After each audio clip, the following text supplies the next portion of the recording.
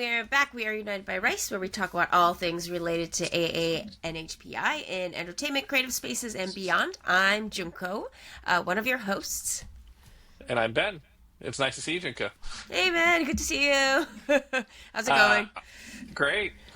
Our guest today is Shirley Chen, who, as if you listened to the last episode, is the star of Amy Wang's film Slanted, which releases on March 13th. Yep. And it's a theatrical release across the country. So 400 theaters is what we're told. So hopefully everyone will get a chance to see it. Yeah, it's a pretty fun one. It's was it body horror? We decided the short pitch would be that it's a body horror genre movie about exploring identity. Yeah, I mean, that's I hate to use comparisons because I worry that it will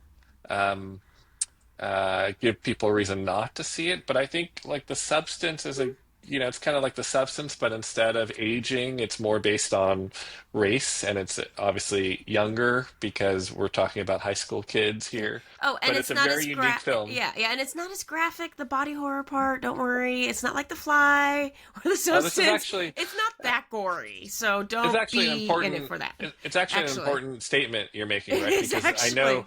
I know we say body horror a lot, and it's going to be described as body horror, but compared to if you just use The Substance as an example, or The Fly for any of our audience that's old enough to remember The Fly, it is very minimal compared to that. I mean, the third act of The Substance just goes off the rails, right? Yeah. Oh my God. Yeah. So don't write it off just because you're like, I don't like. If you don't like horror, stuff, it's not any of that stuff. None of that should be a problem for. I'm as Junko knows, I have a pretty weak heart when it comes to watching like scary movies, and it's nothing like that. But it's a great, kind of coming of age film if you like films like Mean Girls, those type of films. And Shirley, people will recognize her from Dìdi.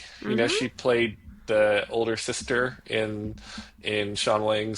I always say Wang. I guess both are correct. Sean Wang's film that starred Isaac Wong, Joan Chen, and her, Shirley Chen, and she got great reviews out of that film. And then, as mentioned a couple times already, I saw Slanted a year ago and thought Shirley was fantastic in this film as well. Yeah, I really like the conversation. I'm like, thoughtful. She's a thoughtful young actress, I was like, right? She's on top. She's on top of her stuff. So kind of looking forward to like future interview. I mean, not just with us, but like she's very, very thoughtful. Like I'm kind of hoping she starts writing again. If we had more time, I was going to ask her about that because right? she's had so much time kind of in the theater camp, independent film world that you guys talked about, that she certainly can do a lot of stuff, I'm sure, around behind the camera and not just in front of the camera. But she's fantastic in front of the camera too, and she's just starting her career. Yeah, and she's Harvard grad, so that explains a lot of the thoughtfulness and kind of wisdom that we hear from her in a young actress, Yeah, and she's already pretty busy. She's already shooting her next project, like in a few months, so she's already like, good momentum, and with Slanted coming out next month. And then, it's already been picked up by Bleecker Street. I'm sure it's going to most likely be on streaming, by the end of this year.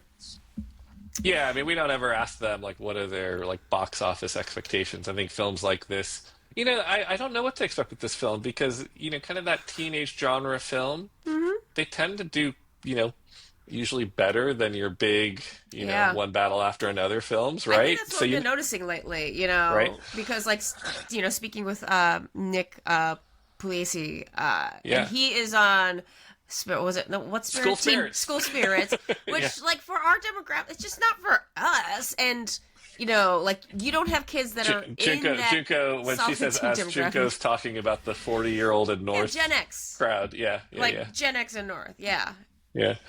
So, like, you don't have kids who are full-on teens yet. Like, I don't got kids, so, I'm not going to come across, like, Yellow Jackets or whatnot unless it's for an award. So. But I think that demographic still goes to the theaters, right? And they and I think there is probably a decent chance at a good box office run before it hits streaming. And But either also, way, I think yeah, it will get noticed for sure. yeah, and also in the future, just so side note, I'm taking a small business workshop class thing, and the instructor actually had a general behavioral thing about Generation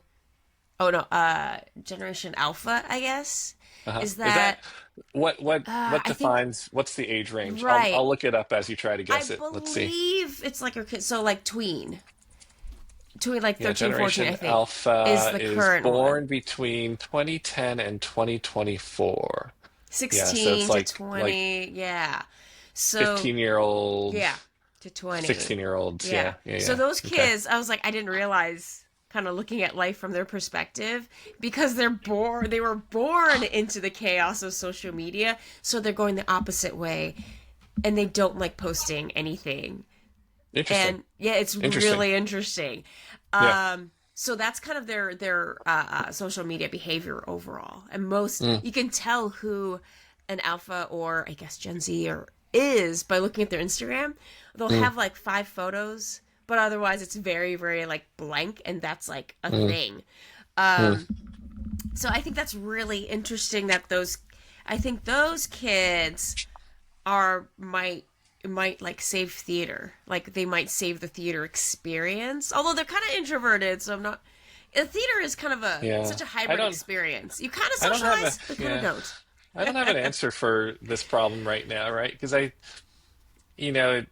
it started to decline certainly after the pandemic, and then you had Mm-hmm. streaming, and I think people, and I think what's hurt probably the most, like we could probably do a whole episode on this, is Yeah. that movies get to streamers so quickly, right? Like Yeah. sometimes it's a week or less than a month. Whereas we used to have to wait. Remember when we were growing Yeah. up, we'd have to wait like a year before it would hit like HBO, right? It's like Yeah. so And now HBO people was just premium back then yeah. anyway. And now with all the other content you have, it's like people are just like, yeah, I can wait. Why spend, Yeah. $80 to take my family of four to the theater? But that said, like, Zootopia, like there are Right. movies that still hit $1 billion, and I think again, it's probably the younger audiences that are still, find the social aspect Yeah. of it And enjoyable. just to be statistically fair to Zootopia compared to, let's say, One Battle After Another, is that Zootopia pretty much guarantees like a family of like minimally 2 people to go to the theater, if not Sure. four, because you're bringing Yeah. your entire Family. family. Yes. So just And because their of the friends. genre Yes. and their friend, you Yes. make it a family outing. You don't make One Battle After Another quite a family outing. So Junko, you're saying that when I went to go see one battle after another by myself, Mm-hmm. that is kind of the problem with films like that, which is I can't convince anyone else in my family to want to go see a film like that. It's not really a problem. It's just the reality of the genre and just our rating system, Yeah, really. yeah. Well, Yeah, yeah. but It's I just think that. It's a I built-in actually, reality. no, I mean, if I reflect on Yeah. that myself, I would say it is that too, though. Like, I think prestige highbrow Mm-hmm. films that force you to think have never been the biggest box office. It's Right. like the exception being like the Oppenheimer year, right? Like Oppenheimer did Mm. way better than I think, Oh yeah, yeah, it would today, for instance, yeah, right? yeah, Um, but that could have been because of the Barbenheimer, yeah, big yeah, phenomenon, yeah. right? Right. Like So who Parasite, I knows? guess. Yeah, Parasite yeah, got people back into theaters, I yeah. think, that year. So Um, yeah, I mean, it's just just the reality. But I think you have to adjust in your head for that. You can't do yeah, of course, Utopia is always going to make more than than a Tom Cruise movie. yeah, for sure. For sure. Well, not all. Well, I guess that's true. I mean, it's IP, right? It's It's not gonna. IP. Yeah, Top yeah, Gun yeah. Maverick did pretty well, but it's IP. Yeah, or even Well, Mission Impossible. But hey, yeah, yeah, yeah, yeah, yeah. So, hopefully, and like Shirley like just so loves indie films. So hoping that that the younger generation actually maybe we'll be seeing like an indie film on 35 millimeter, maybe mm, like a new yeah, director. Yeah. Well, Shirley was great to talk to. It was fun this week to talk to the Yeah. director one Hmm. episode and the star of the next episode. I don't Yeah, think we've yeah. done that before. Because yeah, I'm usually not like around and stuff. Well, or we Scheduling. get them together, or like Yes. even in my other writing stuff, I usually get them together versus separately, and Yeah. it was great. We got ample time to ask them a lot of questions, And and honestly, I think this is better because both of them like they bring a lot to interviews. It would have been really hard to have both of them because they are quite thoughtful. I they're would, great interviews. They're yeah, great interviews. I mean, yeah. Having you both at know, the same time would have been very yeah, difficult, yeah. actually. So I yeah, think you're right. Not that's not a criticism of no, not a them. criticism. It's It's just that like there's they just so much depth that we can kind of jump into exactly, right away. exactly. Yeah, so I'm actually glad it came out this way. Like Yeah, having yeah, to, be like, oh no, we're gonna ask this question just to this yeah. person. Like, yeah, so I think it worked out. Yeah. So hopefully you enjoyed our slanted week of podcasts, and that excites you to go see the film. As always, we want to support our Asian American films or our Asian films in general, and we say that a lot, but we also stand behind these films that are also quite good, and I think you will enjoy this film as well. Junko, it's been great doing these interviews with you because Yep, sometimes we don't always likewise. get to interview everyone together, also. So that's Yeah. nice. Um, we are United by Rice on iHeartRadio, Spotify, and YouTube, and United by Rice podcast on Instagram. And we will see you next time. Thank you. Thanks, man.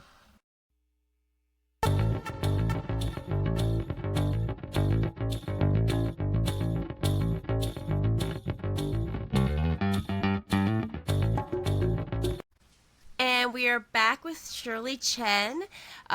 When we're mostly going to talk about Slanted, but in the last 5 years, your name's been all over the place lately. So we hope to get into Dìdi and your other titles, and of course what you're doing in the future. So, yeah, I don't know, Ben, you want to No, I mean, shoot with welcome. the first question?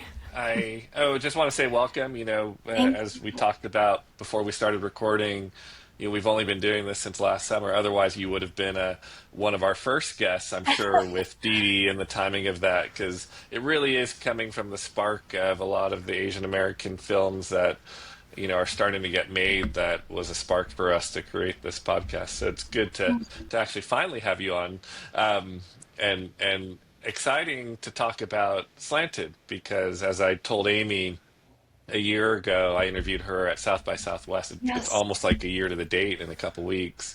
And of course, Slanted won the Grand Jury Prize there. And it's a film that has stuck with me. So Amy knows I will send her a email or a Instagram DM every few months, like, what's the update? Or is there a deal happening? When's this going to hit theaters so we could talk about it? So very excited about the film. I'll turn it over to you, Shirley. Maybe if you could give us a 30-second, like, the log line of Slanted, and then the character that you play. Yeah. So Slanted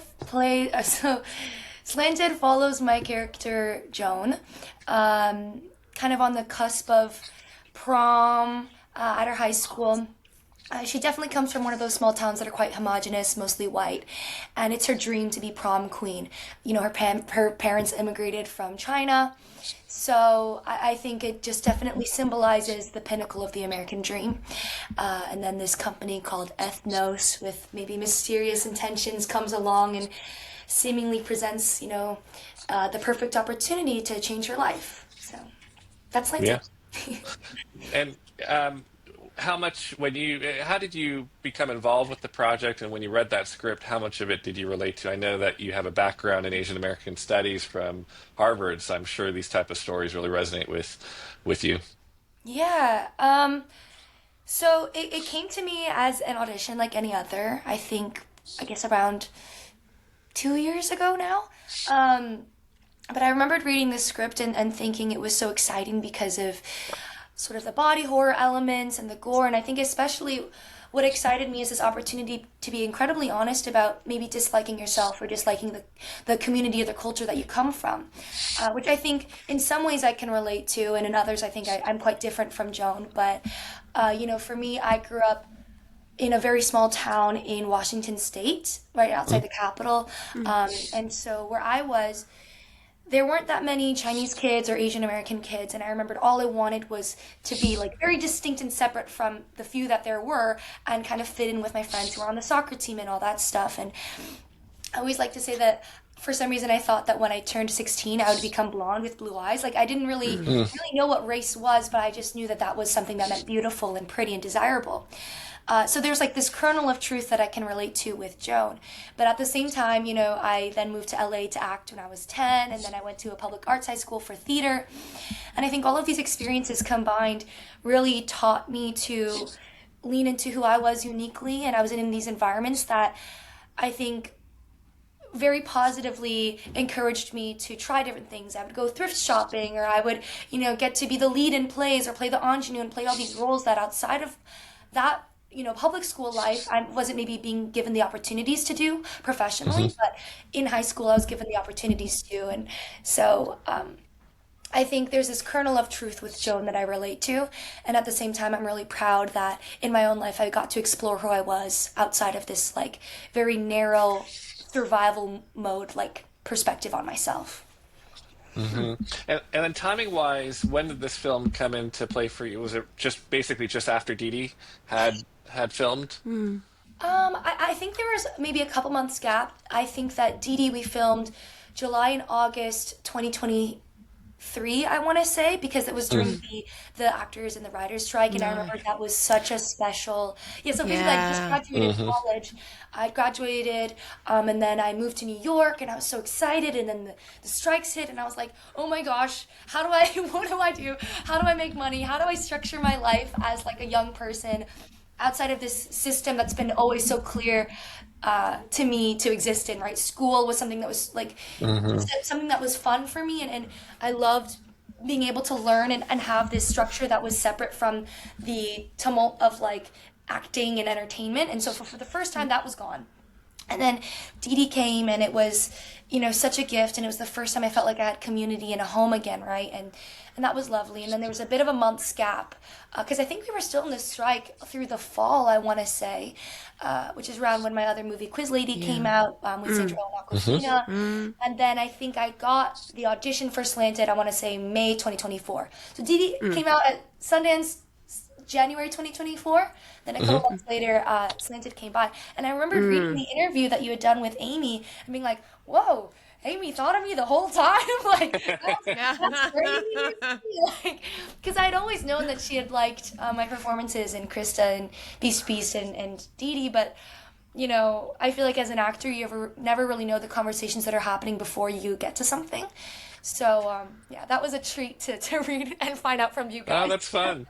I'll ask one more question. I'm sure Junko's got a bunch of questions, but this is a kind of an interesting or tough question, maybe.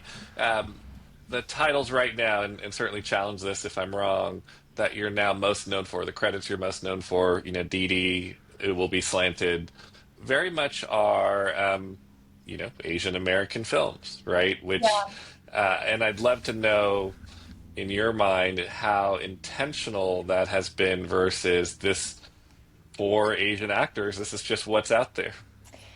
I think it's a really interesting question, because I've definitely thought about it myself, and in considering how my career trajectory and up until this point and in the future might be different from other young actors. But I think it's a bit of it's neither one nor the other. I think it's a combination of both, right? Like I would say, the first feature film I did, Beast, it was at Sundance 2020. That was an open casting call. And I got it because of this short film I did that was presented to my high school. And they knew that there were like actor kids at this high school, and maybe there'd be something there. And so I remembered when that movie came out, sometimes the questions I was being asked by the press was, what's it like being such a, classic Asian American student, such a star student? And in my head, I remembered being like, oh, like, I got this, and why I relate to this role is like, she loves theater. She's like a theater kid. And I didn't really think of it as a race question. And I think that, for better or for worse, it was like, I was lovingly being invited to these Asian American podcasts, and they were asking me a similar question, like, what's it like to represent our culture? And I remembered at the time being like, well, it didn't really come to me in that way. But at the same time, I'll say artists like Sean Wang, who directed Dìdi, Amy Wang directed Slanted. They found my work because of Beast Beast, and then they themselves were working on their project, exploring their identities. And then it kind of was the perfect storm of, oh, we know this girl because we like watching indie movies, and we watched this movie because, hey, like, what's this Asian movie at this indie film festival? And then it worked out that they were inspired by what I did. I was inspired by what they did, and we could come together on these separate projects. But the next project that I just came off filming is called The Body. It's going to be on Netflix. It's a series, and that also was like an open casting call, and I'm so lucky I get to be a part of that project. I'm so excited about it too.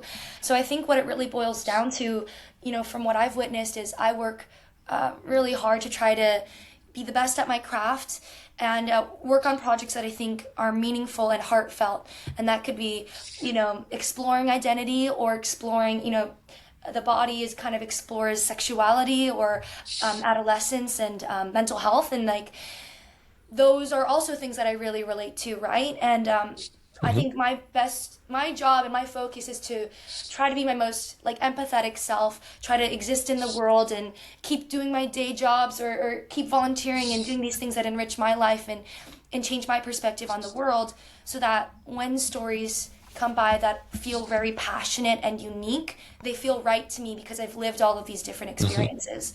So I think I'm lucky that I've gotten to not only work on these like Asian forward, Asian American led films that are so personal, but they also have been so well received by festival circuits. Like Dìdi was so well received by the audience at Sundance, and the same with Slanted, right? The Grand Jury Prize. And like, I think it's so, I don't know, it makes me feel very moved that kind of these colliding opportunities of indie film and Asian American film, like, I don't know, to be recognized by people that I'm so inspired by, and that they want to keep working with me, and like, we get to create like memories for a lifetime together. Like, it's so awesome. And like, it's intentional, but it's not. It's like, if you want to do something well, and you want to do something with heart, those are the circles for indie filmmakers and Asian filmmakers, right? Like, people that are so personally connected to stories. So it is intentional.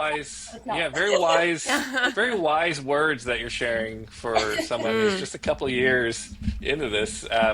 So I need to compliment you on how much you've thought about it, but also how forward-thinking you are to still put yourself out there and gather world experiences, so that when scripts come your way, they're going to touch you in a certain way. And I Junko. think, and and I think the reality is, like, in your career is just that, like, yes, you will have to like do the higher paying jobs, heaven forbid, but that aren't relative or as like heartfelt as an indie film experience is. Like, sometimes you're just doing a job for the paycheck, and that's just part of the reality. But I feel that like in the Asian American filmmaking community, especially like the bigger institutions, like visual communications. I was like, who is it on the East Coast? And actually in all the like New York Asian American Film Festival, and all the film festival organizations, that there's very few Asian American actors who don't go through the indie filmmaking process, because we have to, right? We've had to. So we all like will end up, we'll do the big paycheck stuff. We'll come back, though. You end up coming back to the indie films. And, like, hopefully, theoretically, you will do the big paycheck stuff, so you can use that money to employ your friends. Employ all, and that is very, very fun. But, so, unlike Ben, I'll tend to ask more, like, production, and actually, in your case, more intrigued in, like, just actor process. Well, and actually, can I speak to what you just mentioned really quickly? Oh, yeah. I think it's funny, because I think for me, I don't know if at least in the current state of life, I don't know if I view it as coming back to indie and like doing something and returning for the media roles or the personal projects. For me, I feel like I'm really lucky in that it's actually a community that's raised me and grown me and given me the mentality that I have. And like, all of my best friends are indie filmmakers. Like, I went to an arts high school, right? So a lot of them did NIFTY or like young artist programs, and like they become my closest collaborators. And so when I go off and I got to do Netflix show, I call them like every other day or every week, and they are like my home base in terms of, when I'm on set, when I'm in hair and makeup, like those become my best friends. Or when I'm talking to the boom op, they're like, we chop it up too. Like, I guess, in my opinion, I never want to be somebody that kind of views these experiences as so fragmented and with their is very specific different purposes. Like, I feel very content in my life when I'm not acting. Like, I get to work at a vintage clothing store, or I tutor young students trying to get into college. And so I like to believe, and I hope that if something comes along with a different financial opportunity, it's because it speaks to me just as much as indie film, and that both of those experiences influence each other. I just wanted to make that clear, because I just, I love, like, indie filmmaking is where I come from, and they're my best friends, and I would never view it as it's always a part of me. I think I'm too goofy on set because of it. You know what I mean? Like, I try too hard to make a family everywhere. Yeah. And, the hope, I think, is that more filmmakers bring that back into what is, like, when Grey's Anatomy, bring that back into, like, the 12th season of shooting Grey's Anatomy, just infusing that freshness. And that's why a place like Sundance and indie filmmaking is so important. But my question... Yes, of course. Let's see. Yeah. And this is probably going to have spoilers, so people can, like, skip ahead. Like, hey, maybe no, wait. No spoilers, Junko. This film has not hit the theaters yet. So try to phrase it carefully here. Right? Yeah, okay.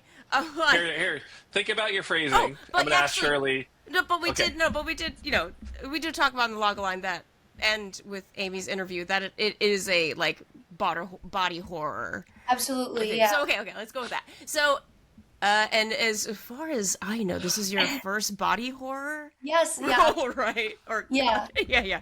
So, do you have a different approach?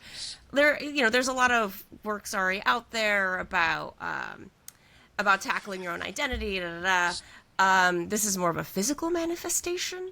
Did you approach this a little bit differently because you actually have a physical manifestation instead of, the conversations and what happens within you through the story, right? It's kind of fun in that way. Well, I remembered, I think this was in the deck that I got sent when I had the audition, but I remembered that a couple of Amy's, like, tentpole movies that she was thinking about were Sorry to Bother You and Black Swan. And, like, in high school especially, those were two movies that I just freaking loved. Like, and I think it's a great, like, Slanted is a great melding of these kind of worlds, right? Sorry to Bother You has these very insane elements, but it's quite satirical and it's funny, and it deals with race. And then Black Swan, I think, has that... I don't know if Black Swan counts as body horror. I feel like it's psychological. Right. Psychological, yeah. But kind of those, like, tense and tense female dynamics, I guess, right? And so I guess I'll say that, and this is where it gets tricky to try to describe without spoilers, but I will say for my my version of Joan, I think I just had to really lean on like the fear maybe and this need to belong, and really making it very clear what her desires were, so that when we hand off the baton to McKenna, it can take that and heighten all these tensions that we've established, right? So I feel like that's the best way that I can speak to it without getting into the nitty-gritties, but I think that I really came in and just wanted to make this foundation of, okay, let me really connect with my parents, played by, Vivian Wu and Fong Su. Like, let me really lay the groundwork for what does she love and what does she care about, so that McKenna can really carve those in deeper and higher and lower, I have a couple questions about what you just said with McKenna too. How much as an actress would you have liked to play her characterization of Joan? I know physically it doesn't make sense, but just, like, watching her also have to embody you to some degree in the second half of the film, like, was that hard to do? Was that hard to watch? And were you sitting there thinking, oh, I wish I could have played this part also? I think for this movie, I'll say no, because it was so particular, but I think would love in the future to do I mean, I'd love to sit for hours in the prosthetics chair just to like. Oh wait. Okay. Wait. I think it's okay. I think it's okay. The prosthetics were. there's- Although, yeah. Yes. Body horror usually has prosthetics. That's all we're saying. Yeah. You know, I don't know. Figure it out in post. definitely, I think there's this. I think what I really relate to with McKenna as a performer, and things I'd like to do as more in the future is like this ferocity. Like she can be, she has this very sweet and beautiful and cute exterior, but within her there's this beast, and I've always felt like I've related to that feeling of like maybe underneath being having something boiling underneath that other people, especially because like I'm an Asian woman, right? And like sometimes I'm like, oh man, I can always ask somebody to like help me fill up my tank of gas at the gas station because people aren't gonna be scared of me, you know. And I think about that a lot, right? How do I externally present versus how I feel on the inside? And I think within me, like McKenna, there is a beast, like, and I love seeing when she gets to unleash it. And I think for me, I'd love to keep doing that in roles. And I think I really like to believe that I'm someone like my character in Dìdi is quite different than my character in Slanted. In Dìdi, I play, which also I've never said this out loud, but I feel like you guys would really appreciate this. Yeah. In Dìdi, my character's name is Vivian, and I'm played, my mother is Joan Chen. Yes. And in Slanted, my character's name is Joan, and my mother is played by Vivian Wu. And you know, and Vivian and Joan worked together in The Last Emperor, so I remember being in the car early on being like, oh yeah, like, you know, talking about working with Joan, and she was visiting Atlanta at the time, and I just remember thinking like, what is my life? And then my dad gets into the van with me one time. He came to visit, which was probably like one of my highlights of filming. It was him getting to be on set, and then him getting to come to South by too. Oh, I remember in the car, and my dad goes, he's sitting next to Vivian, and he goes, Seo Junmei. And he starts talking to her, and she loves it, and like he's like asks me to take a picture of the two of them when we're on set. And so sorry, that was sidetracking, but yeah. No, I mean you're speaking largely to my generation too. I mean, you know, Joan Chen was actually the I think second or third interview I ever did in this world I live in, and like you, I had kind of similar thoughts. It's like, what world do I get to live in? Then I get to speak to someone like Joan Chen. Yeah, and Dennis Dunn is, I see him around town. Yeah, I mean that's a fun thing about like living in LA, and yeah, you'll have plenty of pinch me moments and just be like, I'm a fly on the wall. Like, okay, you just take it in. Yeah, absolutely. I feel so lucky. Like, I think definitely indie filmmaking community is so small. Asian American entertainment community is so small, and I don't know. I feel like even like another great example is McKenna just wrapped like the new Hunger Games coming out with one of my best friends, Ben, and like now it's like this weird like me and Ben and McKenna like we are this like little. And Ben's got a film at South by this year, so. Oh my gosh, yes, you have to go see it. Brian, yeah. So. He is, one of the best people I know. Like oh my gosh. Yeah, I'm like, just as an auntie, I'm like, this is so cool because like the generation before you would be everyone from like Fresh Off the Boat, right. Amy or the Andersons on like Modern Family. So there's you know like the generation. Well, they're like around a little bit older than you now stuff. So it's just really fun seeing like the newer generations and the kind of materials you guys get to chew on. Mm-hmm. Not like sound old, but like. And that's what I really think is really cool and exciting and special about Slanted too. Is like I think in previous generations, right? Like people love to point to Crazy Rich as like this big, you know, watershed moment for our community, which I think is totally true. And we get to kind of indulge in this glamorous, you know, image of Asian Americana, right? And then Slanted, it's like, okay, well, what the fuck does it look like if you just hate all of it? Like you literally want no part of it, which is very real for some people, right? And it's not because everybody has a moment like that. Like I had a moment like that too when I was growing up, and I think, and with Dìdi it's similar too. Where with Dìdi it was like, it was. I thought it was so beautiful how lovingly it was embraced by Asian American community, the Bay Area community, right? Like. Yep. As something we were so proud of, but seeing like that kid, like Isaac's character does not give a fuck. Like he doesn't, is like the opposite of what you think you're supposed to be as an Asian American kid, and like I think to see another version of that perspective, right, where Yeah. you don't You have to know, act like you love it all the time. yeah. And we talked to Amy about, or I talked to Amy about this in our podcast. Yeah. I certainly relate a lot to Slanted because I grew up in a school district that was mostly white also. And, Right. there are moments in this film, for instance, where you're telling your mom to speak English, right?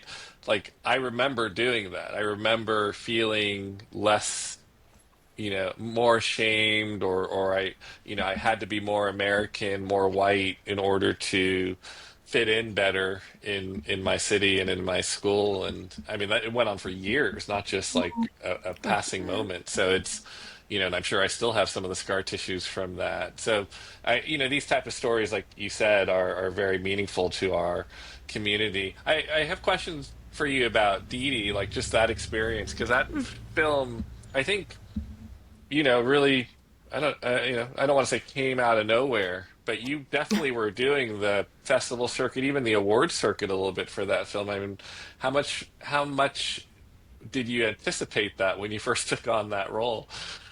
You mean in terms of like how it would be received? Yeah, because I think it grew so big. There was even Oscars talk Yeah. for, multiple players of the film. Yeah. I think here, let me think about it. Again, like I got it in the context of the strike, right? So getting Mm, anything, period, was a gift, and then getting anything that meant something was just the cherry on top. And so I actually think I auditioned for it as part of the Sundance Lab. So that's kind of this mm, intensive. There's like these directors who yep. were involved with it. Sean was one of the directors, right? And at the time, it was just in Colorado because I just in Colorado, but at the time it was at the Sundance Mountain Resort in Utah. And it was just an audition just for that, right? And I remember reading the script, and I was like, wait, my character gets to say, I'm gonna period in your mouth, and just being like really excited about that. And my older brother's 8 years older than me, and he's also an actor, and so he really grew up in this like. The time that Didi is set in is exactly his adolescence, right? And so I very much was exposed to Paramore and like just like the raw XD of it all very much spoke to me, and so I was really excited. And so I knew that there was something there. I had watched Sean's short film Hags, which kind of, in a way, is kind of like research piece on it that I believe was in the New York Times. And I just remembered knowing going into it that he had such a distinct voice. Like, Mm, he is somebody who knows himself so, so well. I think, especially from knowing who he's not. And I think that you kind of see that exploration in Didi, right? Like, at that turning point in it, in a semi-autobiographical, quote unquote, kind yeah. of thing. However he wants to call it, because I don't know how he talks about it exactly. But, and so I remember going into the lab thinking that the script was really fun and special, and I loved the humor in it and the tenderness. And then you have a bit of a like when I go into the lab, is Sundance still gonna like this when the festival submissions come around, right? You get a little excited, right? So I guess in my mind it wasn't like I was prepped in that way, right? Through Mm, kind of this workshop phase of it, and then eventually getting to sign on to it as part of the feature. And I think, Carlos and Anti-Gravity, like the production company, has such a great track record with independent filmmaking that, yes, I will say in a way, it was a surprise that people of so many backgrounds could love this film. And I think especially like Hiro Murai, like moderated the talk, like mhm, Spike Jones did it. And it was like, mhm, I think to me, the surprise was, oh my gosh, getting to be with Sean throughout a lot of this process and see him get to meet his idols and have them respect his movies as much as he respects their movies was, I think, the thing that was such a surprising gift. Not that I think that like that I didn't think that could happen, but in such a short and condensed period of time, because the post was the turnaround was really quick. yeah. So in that time, just seeing this movie impact people that I never thought it could reach. Like I remember being like, Lee Isaac Chung is at the premiere of our movie. Ah. Like in 2020, like that was my first, that was my first Sundance, and I remember just being like, oh, there's an Asian boy in this pamphlet. Like, let me go watch this. And I was sobbing. I was sobbing in the first few moments of that movie, and then at the end, sobbing as well when the whole cast and everybody came out. And so I think, was it surprising that it was that it kind of got into these festivals and spoke to people? I will say maybe not, but the thing that was surprising was like the reach that it had. The more And mainstream, yeah, for yeah, sure. and Yeah. these, you know, these people that inspired us watching us was really cool. Um, you and from what I observed at least, you and Isaac had like a sibling Yeah. kind of fun dynamic on carpets and in social media. Oh my gosh, yeah. Do you two continue to be good friends? I haven't seen him in a bit because, you know, I've been out of town and he's kind of, he just graduated high school, Hmm.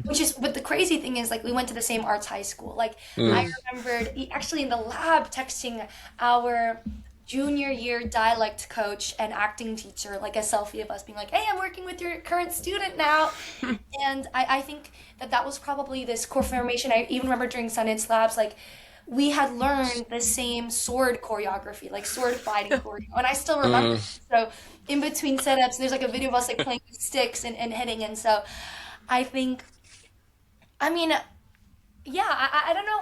I think right now lives have gotten busy, but I think that what's beautiful about me and Isaac's friendship is this foundation of like coming from the same place, being such Sure. different personalities and people, but coming from this same environment Hmm. that has this particular legacy, I think will always connect us. And that's frankly what brothers and sisters are, right? Yes, Like, yes, yeah. exactly. Yeah. Very Um, much. if we come back to Slanted, one of the maybe common comparisons to the film has been, hey, this is like Mean Girls plus the substance. I would love your take on what you like about those comparisons and maybe what you don't like about those comparisons, or what you would tell future watchers to say, hey, it's not just like those films. You should definitely go spend the $15 to come watch this. Absolutely. I mean, I am beyond flabbergasted and flattered by the comparisons because I think that Mean Girls and The Substance are such examples of incredible female performances. They know they're both so self-aware, like they know the type of movie they're creating, and so they play it with levity, but also this dark sincerity. I mean, I guess maybe with Mean Girls, maybe not as much of a dark sincerity, but sincerity for sure. Um, and I think it's an honor because they feel like such modern classics. I think the difference, though, is yeah, we've never really seen a movie from the Asian American community quite like this, right? Like we talked about these body horror elements. I really can't in recent memory point to a movie quite like it, right? Um, Right. and I think amidst that as well, we have a character like Maitrey's character who just freaking loves her identity, who she is, and knows herself. Um, and I think in that version of that character, in a way, like maybe in Mean Girls you have Janice, right? But like for Asian American community to have such contrasting visuals of my character Joan, who really doesn't like where she is or who she is and where she comes from, and my Tree's character who is like just like this spunky, badass, cool, like knows herself girl. We also don't have something like that, and so I think yes, watching it for the fun of the genre experience, like The Substance, or the comedy of and the satire of young adolescents, like Mean Girls, but at the same time, for people of our community and beyond, watching it for these very rich and exciting Asian American characters that we haven't seen before. Yeah. And we talk about Amy in the last podcast as like a filmmaker to watch, and like you just brought up Maitri, like one of the scenes I love, and it's just these subtle things that Amy does in the film, right? Where young Joan, played by a different actress, she's Yes. got her bento box and some type of stinky food to the non-Asians in the cafeteria, and she's like embarrassed by it, puts it away. Maitri takes that from you in high Yeah. school and like it's like can't wait to eat it, right? It's like that reflects what you're talking about, her character embracing, but even just to use those visual cues again, it was just really clever by Amy, and really, really extraordinary type of work that's reflected throughout the whole film. Um, Yeah. well, Shirley, we know the body's coming up. Can you tell us anything about that and when we might potentially see it on Netflix? Yeah, oh my gosh, I'm actually so excited about this project. I think people are really gonna like it. It comes out roughly like end of 2026, maybe early 27, but it follows a Catholic school all-girls dance team. I get to be one of the girls on the dance team, and it's sort of this like psychological thriller. It talks a lot about sexuality, and you know what, actually, this great thing. I think I can say this, but I was just at Vidiot's last night because I got a Catherine O'Hara movie and I got The Social Network, and I just touched down in LA, like I gotta go to Vidiot's, and we're about to have our premiere there anyway. So okay, but at the counter, these kind of young Gen Z kids, they were talking about heated rivalry, and they're like, man, like heated rivalry, like we need something for the femme baddies, and like this show is for the femme baddies. I feel like that's how I describe it. That's awesome. Yeah, me and my cast were so excited about it because it does explore sexuality in a way that I think we haven't gotten to see in this type of format, on this scale, in this type of environment. So I'm really excited for the project. Wow, okay. So possibly your marketing department might force you to be like, hey, do the dance. And We put it up on make social dances. media. We have Cool.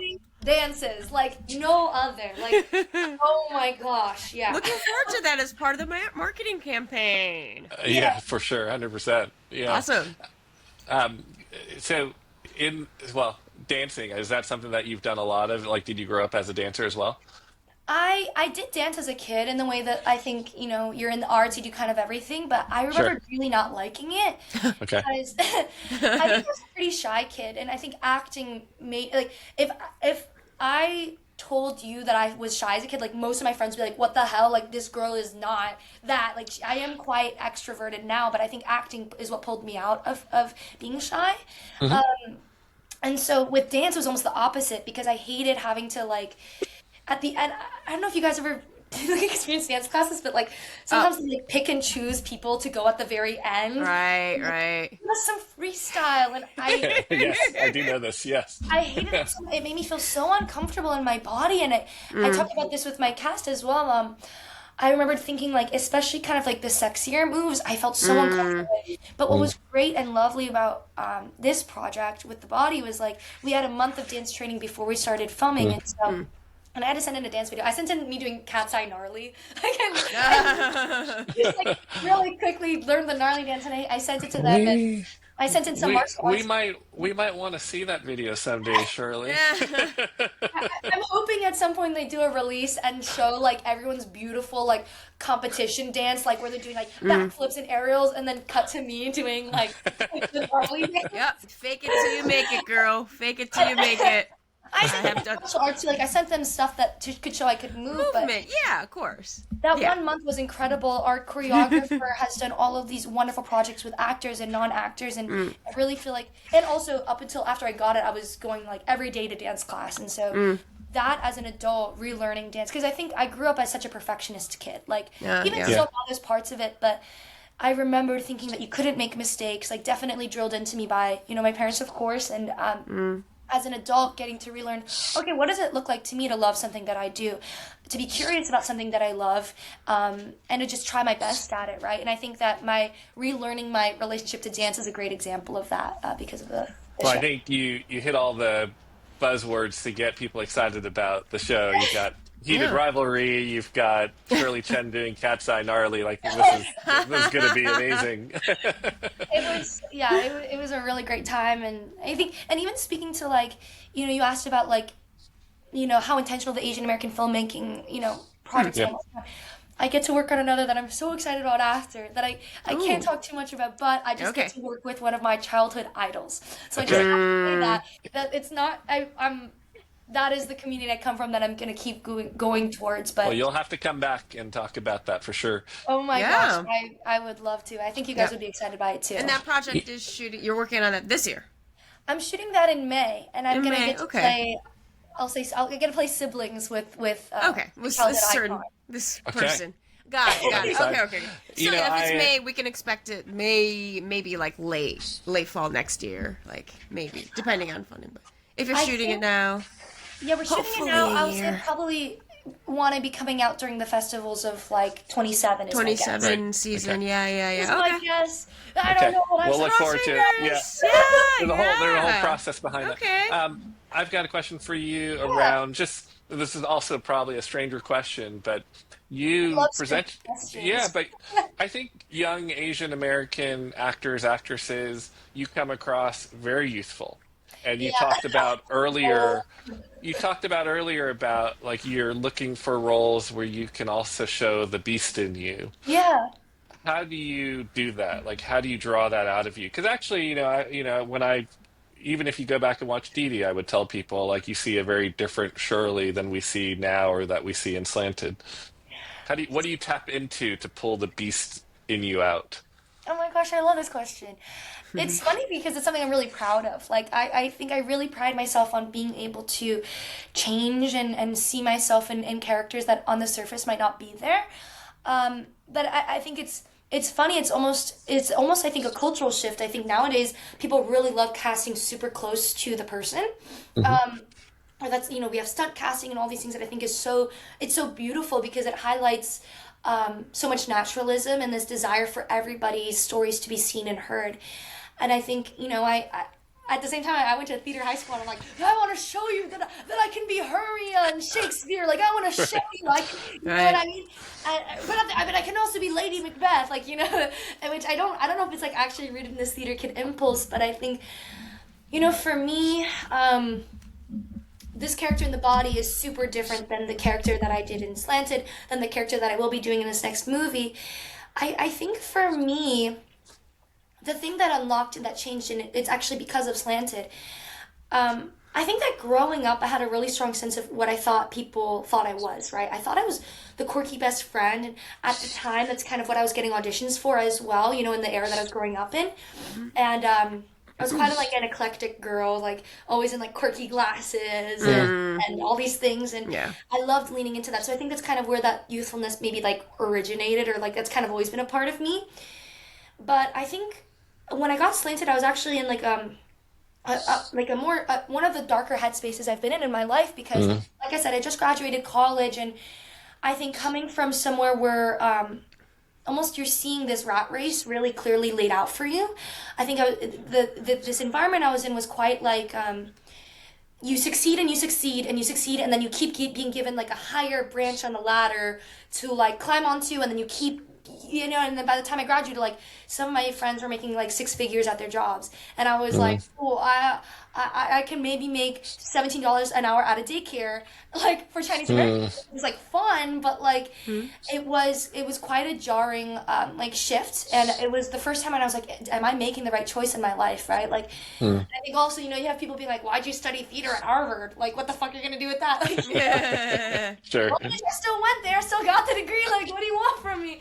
And so I remembered, but that was the first time I was like, maybe those people were right. Like, maybe there's something Hmm. to this. And my parents, they were super supportive because they were just like, they really believed like, one of the sweetest things they ever said to me when I got into college, I got into a different college early, and my mom told me like, she felt like her whole life she was like lifting me, but I was made out of gold, and it was so heavy. Hmm. And then once I got into college, it was like I lifted up on my own.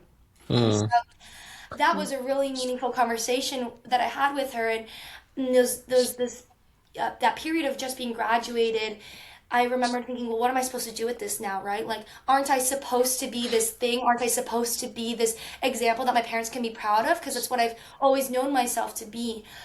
And it kind of really made me question, who I was and what was motivating acting, and what led me to the opportunities that I had. Was it sheer ambition, just because I thought I was supposed to do this, or was it a genuine love and curiosity? And I kept having to whittle it down. Okay, what's the important thing to me? Um, and once I started becoming more comfortable with the parts of myself I didn't like, which I always thought I was supposed to shut away and hide and not tell people about or be very ashamed of, right? Like I once I started being comfortable with, okay, maybe you just don't like yourself today, or maybe you just aren't living up to what you want to be today.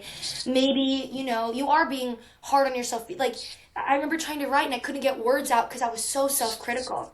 Having to live through that headspace and then get through it, I think opened up so much for me, not just as a actor, as an artist, but also as a person, right? Because for my whole life, I think I lived on edge thinking I had to be the best version of myself. But now I think, okay, I'm trying my best every day to be the best I can be, but that's measured by my own standards of, am I treating somebody kindly today? Am I asking questions that deepen what we're doing? Am I trying to learn from experiences of real people and bring that to what I do. And I think that's where I think the beast comes from these days is like I have so much anger and rage about the world that we live in, how Really? people how I've been, how other Tell me people about that, Shirley. exactly. That's a whole other episode. Junko has a lot of rage, so we'll have to save that for another episode. But being, comfortable with the ugly parts of yourself that you don't like, for me, it's been like made me able to be like I can kind of play any character I believe because I know it's in me somewhere. Because any version of the environment that I was in would have made me that way because I know how I feel when I feel lost, when I feel discouraged or like I hate myself or I hate the people around me, and like having to accept the things that I thought I could never accept has made those roles so much more fulfilling and attainable for me. Yeah. I think you just completed the cover letter for a good film called The Slanted in terms of a role that you might have been perfect to play in. So I don't think we can end on a better answer than that. I mean, Junko, unless you have other questions, maybe you can give us our wrap up. Yeah. Yeah, so our last question, we always wrap up with this question because we are called United by Rice. What is your favorite rice dish? And rice noodles are also included because they're made of rice. Oh my gosh. It could be right now. It could be your all-time favorite. And when you come back, you can just update us on your new favorite. Oh my gosh, that'd be every time I have a different different So mine is like 西红柿炒鸡蛋, like scrambled eggs with tomatoes and like different parts of China call different things and with rice and putting the soupy broth around from it, like of the tomato onto the rice. It was like the first dish that I learned how to cook by myself. I cooked it for my friend Ben Wang. We visited him in Minnesota. I visited him in Minnesota. I cooked it for him, and like, it's just my mom is incredible at it. You go to Beijing, they cook it differently than they do in the South. Like everywhere has its different. Like in Beijing, it's sweeter than it is in the South, and it's oh my gosh, the way I'm describing it, it's giving like bubba gum shrimp. No, but it's almost like how curry is, right? Curry's different, like all across the world now. Kind of the same. Is that like? I feel like I'm describing like there's so many ways to prepare. Just but you like it, like you specifically like it how your mom makes it. Yeah, I learned it to like only really use the water like you get really juicy, almost overripe tomatoes, and when you when you cover them when they boil over the pan, like just let them seep out completely. That's how I love it when the skin is just falling off. Yeah. Do you put so is it rice and then the egg and then the broth, or the broth on the rice and then the egg on top? This is a very important layering question. That's true. Let me remember. That's okay, true. so. Also, because this is with the caveat is I'm super lazy. Like, I'm terrible at cooking for myself just because I'm lazy, but I love making this for myself. So let me remember. So you started off with sweating the tomatoes. Mm-hmm. You let those peel, you let those cook out, then you separate that, you like take it out of the wok, you put it somewhere else. Right. Then you just scramble the eggs in the wok with the juices that have already been left in there. Right. And then also, I think I'll season it with, like, of course, like, garlic, and probably just garlic and salt, I think, and maybe some black pepper. Yeah. Just super simple. And then, scramble it in there, and then you pour the, tomato back in? Tomato. At that point? Or am I mixing the order? Either way, you pour one back into the other. Then you pour all of that over the rice and top it with green onions. I would guess that you're bringing the tomato back in. Yes, and you're probably at like a half soft boil with the egg. Bring the tomato back in, and then complete the boil or complete the scramble. I'm literally getting so excited. Yes. And then I remember sometimes when I was living in New York, I would add like the everything bagel seasoning from Trader Joe's. And then also like chili oil. Well, Junko, you're in LA, so my mom is from San Gabriel. Okay, yeah. There's the Alhambra Farmers Market. There's the most delicious chili oil there too. So sometimes I'll put that on as well. I need to hunt that down. Well, not only did you give us a great answer, but you gave everyone a little bit of a insight on how to make it for yourself. So that's fantastic. Yeah. All the tips on where to go for sure. Yeah. Yes. Well, Shirley, thank you so much for the time today. It's been wonderful talking to you. Slanted Shirley. Comes out March 13th, right? Distributed by Bleecker Street and Fox Entertainment, and it's a it's a wide release, so excited that everybody listening should be able to see it in a theater near you. So congratulations! Excited to see this and the reaction to this, but Yeah. probably equally excited to start seeing the marketing for the body Yeah. after you teased us with what we could expect to see. Yeah, you just gotta see us do. You want to see us doing the gnarly dance, and we're gonna do the gnarly dance. Don't worry about it. Yay. It might be Junko and mine's first TikTok will be with Oh Shirley my doing the gnarly dance. Yeah, we gotta do this in person next time. Yeah, for sure. For sure. All right, take care. Thank you guys.